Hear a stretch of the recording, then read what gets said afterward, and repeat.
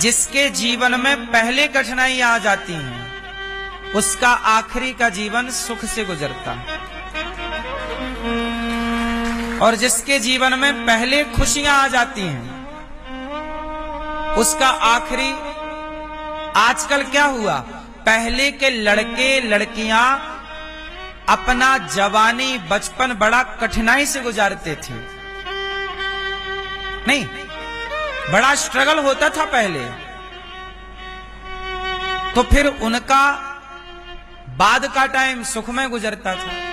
आजकल के लड़का लड़कियों का क्या है कि प्रारंभिक जीवन बड़ा हरा भरा है, खुशनुमा है, आनंद से भरा है। अब ये बाद में जाके,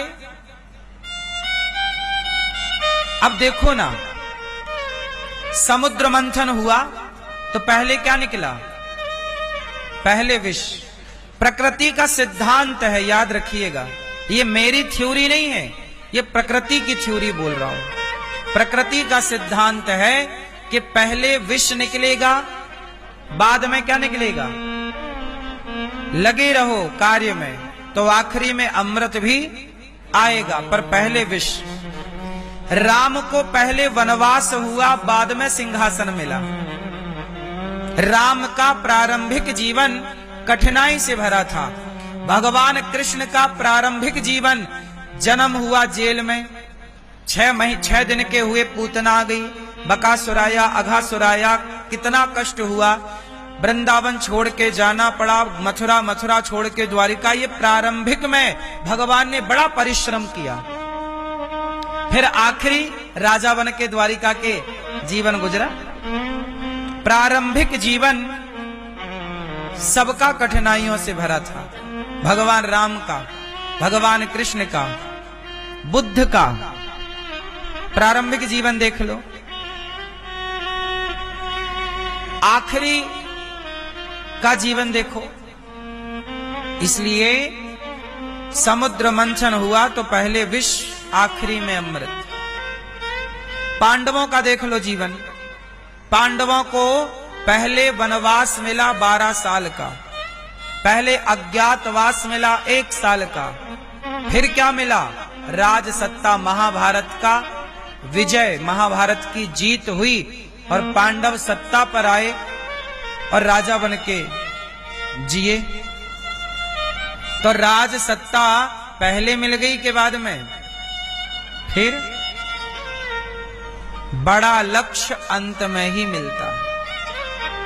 धैर्य रखो, सब्र रखो, अपने लक्ष्य की ओर चलते चलो, चलते चलो, घबराओ मत, डरो मत, हारो मत, हार मत मानो, चलते रहो। इसलिए आपको ये चुनाव करना है कि आप पहले तपना चाहते हैं या आखिरी में। पहले तप लो। जीवन में मुसीबत आए, कठिनाइयां आए तो घबराना मत, प्रसन्न होना, ये सोच के कि ईश्वर अब हमें किसी बड़े कार्य के लिए तैयार करने लग गए हैं। हाँ या ना? अच्छा ये बताओ, तलवार कैसे बनती है? लोहे से बनती है, सबको पता है। लोहार तलवार कैसे बनाता है? हैं? तपाता है और बना देता है। सुनो, तलवार को बनाने में कई बार लोहार तलवार को निकालता है भट्टी से और पानी में डाल देता है, फिर पानी से निकाल के फिर भट्टी में डाल देता है, फिर भट्टी से निकाल कर फिर पानी में डालता है। जब भट्टी में डालना ही है तो पानी में काहे डाल रहा है? कभी कुम्हार, कभी लोहार के पास बैठो और चीजों को देखो। मेरे गांव में आते थे तो मैं उनके पास बैठता था। पहले हर चीज मैंने सीखी, मुझे हर चीज देखने का और सीखने का बड़ा मन था। कोई भी काम हो मैं सीखने की बड़ी जिज्ञासा रखता था। तलवार को भट्टी से निकालकर मारता हथौड़ा, फिर पानी में डालता, फिर भट्टी में डाल देता, फिर निकालेगा, फिर पानी में। क्यों? ठंडा गरम क्यों करता है? बोलो, बताओ, क्यों करता है? पता है आपको? इससे वह लोहा और मजबूत होता है। पता है आपको? लोहा कच्चा होता है, कच्चे लोहे को पक्का बनाने का एक प्रोसेस होता है। ट्रेन की जो पटरी होती है, ट्रैक, वो भी तो लोहे का होता है, पर सैकड़ों साल तक उसमें जंग नहीं लगता। और आपके घर का सरिया होता है, 1 साल में जंग खा जाता है। लोहा ये भी है, सरिया, और लोहा वो भी है, ट्रेन की पटरी, ट्रैक, जिस पर ट्रेन दौड़ती है। बोलो हाँ, उस पर जंग नहीं लगता। क्यों जी? लगता है? आपने किसी ट्रेन के ट्रैक में जंग लगी देखी? हजारों सैकड़ों साल से पड़ा है लोहा, हर साल की बारिश में डूबा रहता है। बात सही है? वो भी खराब होता है, पर उसका बहुत लंबा टाइम है। और सरिया तुम्हारे घर में जिससे घर बनता है, ये सरिया देख लो। क्यों? क्योंकि जिस लोहे से ट्रेन की पटरी बनती है, उस लोहे का प्रोसेस अलग है। और जिस सरिया से घर बनता है, उस सरिया का, उस लोहे का प्रोसेस, खेल किसका है? तैयारी का, प्रोसेस का। वो लोहा जितनी बार तपेगा, ठंडा होगा, तपेगा, ठंडा होगा, तपेगा, ठंडा होगा, वो उतना मजबूत होगा। जिसके जीवन में जितना दुख आएगा, तकलीफ आएगी, कष्ट आएगा, वो बंदा उतना मजबूत होगा।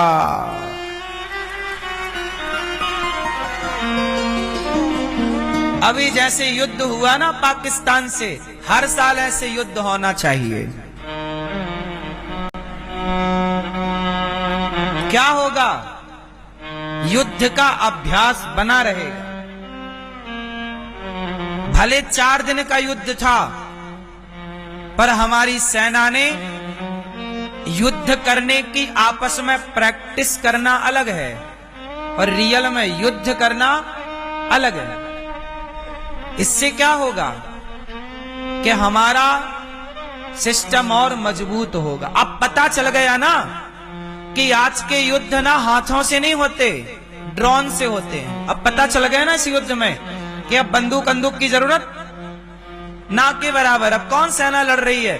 अब तो सब ड्रोन काम कर रहा है। तो अब हमारी सेना को पता चल गया, हमारे देश को पता चल गया कि अब राइफल की जरूरत कम है, अब ड्रोनों की जरूरत ज्यादा है। इसलिए हमें अपने ड्रोन तैयार करने चाहिए, अपना सिस्टम स्ट्रॉन्ग करना चाहिए। हमें अपना खुद का राफेल भारत में बनाना चाहिए। खुद का सिस्टम बनाओ, ये आवश्यकताएं हैं। क्योंकि पता नहीं कब कौन सा देश आक्रमण कर दे, तब की तैयारी क्या है। इसलिए जो व्यक्ति जितना संघर्ष करता है, आप बताओ इस पूरी दुनिया में सबसे सफल देश कौन है? एक छोटा सा देश है जापान। छोटा सा देश क्या है? जापान। जापान की टेक्नोलॉजी का लोहा दुनिया मानती है। बोलो हाँ, छोटा सा है। पता है जापान में बहुत संकट आता है, वहां सबसे ज्यादा भूकंप आते हैं, सबसे ज्यादा पानी बरसता है, सबसे ज्यादा बाढ़ आती है, सबसे ज्यादा प्राकृतिक आपदा आती है जापान में। बोलो हाँ कि ना? इतनी आपदा पर भी उसने अपने को मजबूत बनाए रखा। क्यों? क्योंकि आपदा आने से वो आपदाओं से लड़ता लड़ता इतना मजबूत हो गया कि वो आपदाओं से ऊपर हो गया, आपदाएं नीचे दब गईं। जिसके बीच जीवन में जितना संघर्ष होगा, जितना कठिन समय होगा, वो उतना कमजोर होगा, मजबूत होगा। कठिनाइयों से लड़ना सीखिए। आप लोग घबरा जाते हैं। पाकिस्तान को कह दो कि हम हर साल 4 दिन का तुमसे युद्ध करेंगे, हर साल। जरूरी है। क्यों जरूरी है? क्योंकि अब मैं आपको एक हिस्ट्री सुनाता हूं दुनिया की, भारत की। हमारे देश में सबसे पहले सिकंदर आया। सिकंदर आया, क्यों आया? उसने एक छोटी सी सेना बनाई। उसको लगा यार सेना तो बना ली, इसे खर्चा कौन देगा? तो बोले एक काम करो, चलो लड़ो। कुछ काम नहीं, चलो लड़ो। अब हुआ क्या कि वो सारी सेना को भारत ले आया, अपनी जितने भी उसकी थी 1500 की सेना ले आया, और लाने के बाद नाव ना पानी में डुबा दी, जिससे साधन से वो समुद्र, जहां से जिस रास्ते से आया, जिस साधन से आया, उस साधन को तबाह कर दिया। क्यों? उसको लगा कि यदि साधन रहेगा तो सेना भाग जाएगी, यदि इसके सामने कोई वीर आ गया भाग जाएगी।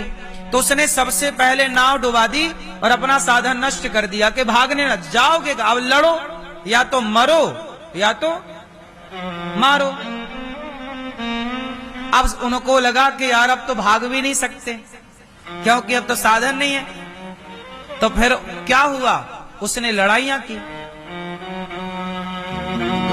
लड़ाइयां की, लड़ता गया, लड़ता गया, लड़ता गया।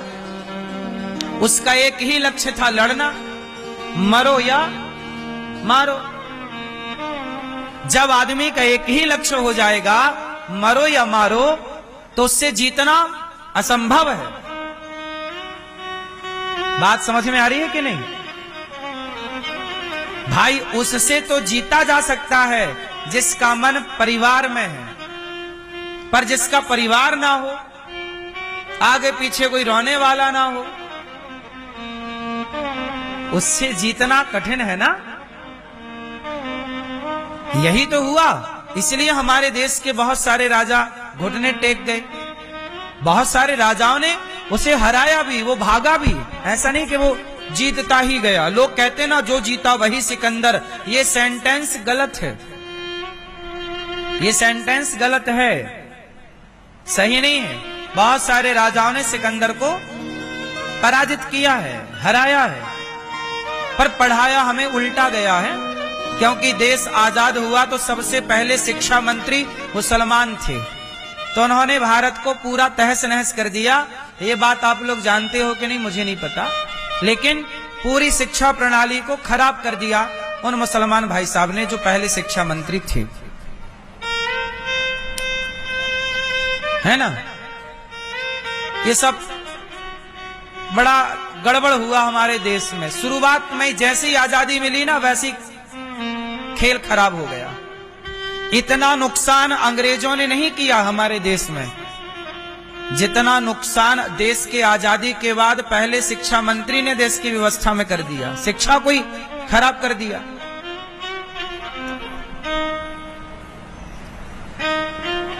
ये बातें सब इतिहास की हैं, बहुत सारी बातें बताने की हैं और बहुत सारी बातें बताने की नहीं हैं। आपको पढ़नी चाहिए, समझनी चाहिए, इतिहास को खंगालना चाहिए, ठीक है। चलो, हम आपको केवल ये कह रहे हैं कि जीवन में मुसीबत आए तो डरने का नहीं, लड़ने का।